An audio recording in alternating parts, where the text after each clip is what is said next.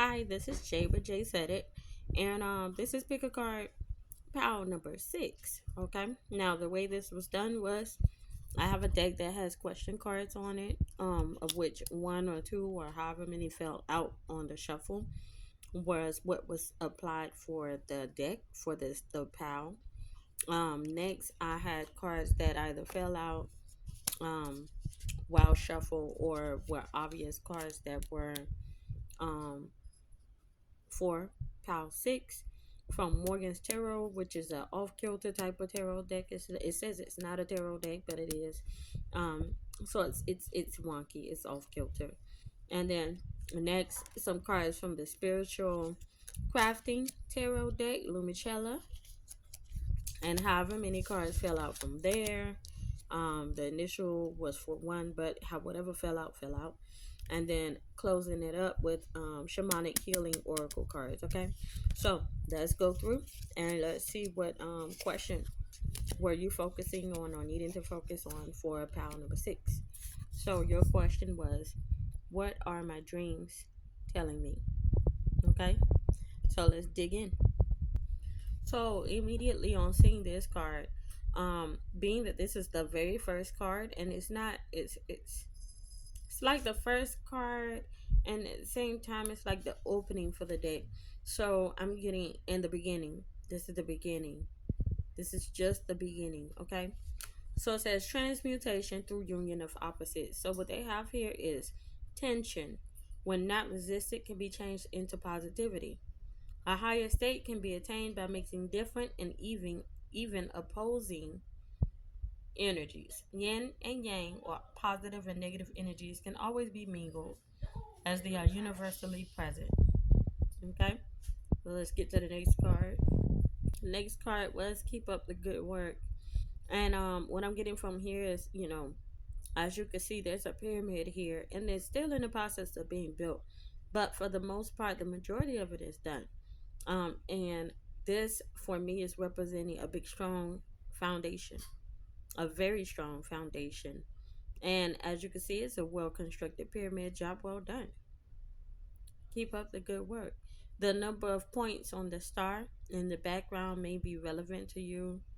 And let's see, it's a 7-pointed star. Okay. A lot of times the number 7 is thought to be a magical number. It's one that I ascribe to and I utilize in things. Okay. So 7-pointed star, keep up the good work. And so what it says here is in alchemy, there exists the concept of the great work, the conscious quest for the philosopher's stone or ultimate realization. Although it usually becomes apparent that on the path all tasks and goals are absurd, at another point on the spiral, doing a useless task with a sense of purpose produces surprising results. With a proper method, the stone is produced. Okay? This card. Yesterday's truth. Or what was it I was doing a minute ago? Something I'm getting from here is you can see that time is ticking. Look at the hourglass. More of it is at the bottom than at the top, which means more time has passed than time that is left on this timer. Okay? So perhaps you are hanging on to something that had its own truth in the past. There's nothing wrong with working out the past or reminiscing, as long as the full flower of present reality is not overlooked.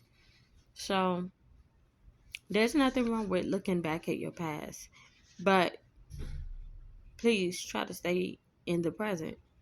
Don't lose track or sight of the present as you're looking to the past, okay?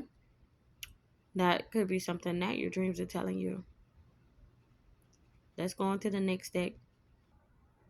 Okay, so the Ace of Philumis, Inspiration. So Philumis in this deck is threads/wands. Where traditional wands inspire action and initiation, Philumis takes it a step further by igniting your creative spirit. These cards are not just catalysts, they are the very threads that you weave into the fabric of your destiny. They urge you to take your dreams and aspirations and weave them into your daily life, making the abstract tangible. When you draw a Loomis card, you are receiving a cosmic nudge to unleash your inner artist, to be the weaver of your own faith. So, the Ace of Loomis inspiration. A spark of inspiration ignites. Seize the opportunity for creative or spiritual growth. Okay? So, there are things in this card that might be relevant to you. Go ahead and look at it, look at it, look at it. Alrighty, and we're going on to the next card. Seven of Akirawa, deception. So Akirawa in this deck are needles slash swords. Akirawa is a suit of intellectual and communicative clarity. Unlike traditional swords that often signify conflict or challenges, Akirawa serves as the needle that precisely stitches together the quote of our thoughts and ideas, your thoughts and ideas. These cards cut through the fog of confusion, offering you razor sharp insights into your current situation.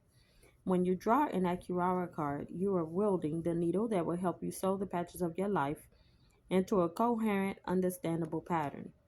So, if you're into numerology, this is the Seven of Akirawa, deception. Deception or trickery may be at play.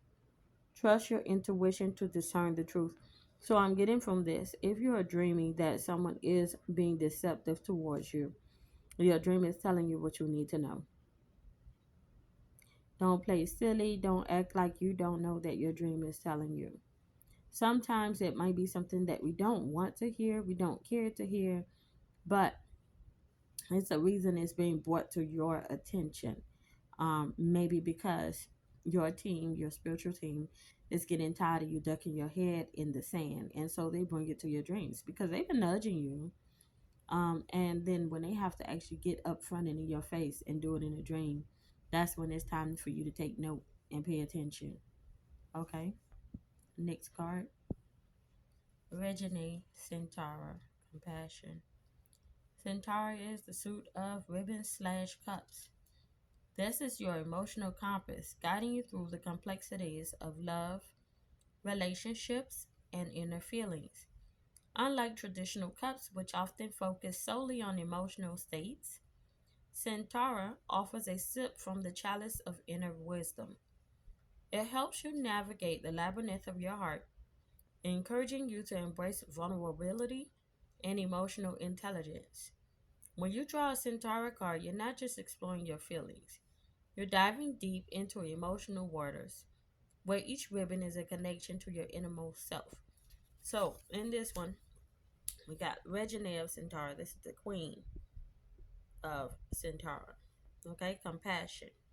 Embrace your emotional wisdom and nurturing spirit. You are a beacon of love. Okay? Um, Things in the photo again might be relative, um, or relevant, I should say, to you. Okay? Next card. Equitus Philemus, courage. Okay, so I've already talked about the Philemus, which is the wands, basically.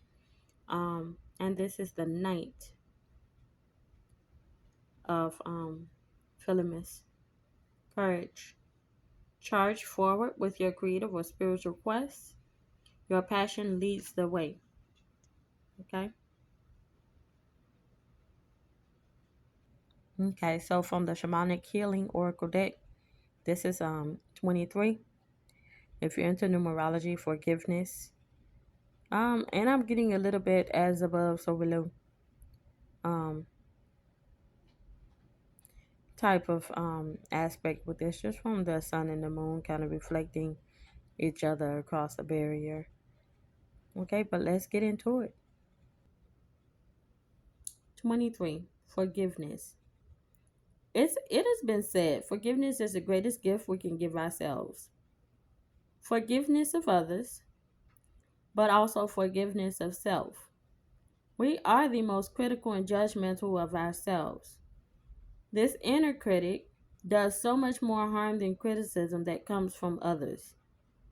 Forgive yourself for trusting others and getting hurt, for not knowing, for not seeing, for not believing. You are human and you are growing and learning. Human perfection is rooted in imperfection. This card indicates the need for forgiveness in the situation asked about. So, this has been Jay with Jay Said It, and this is pound number 6. I can be found on YouTube under at Jsweat69.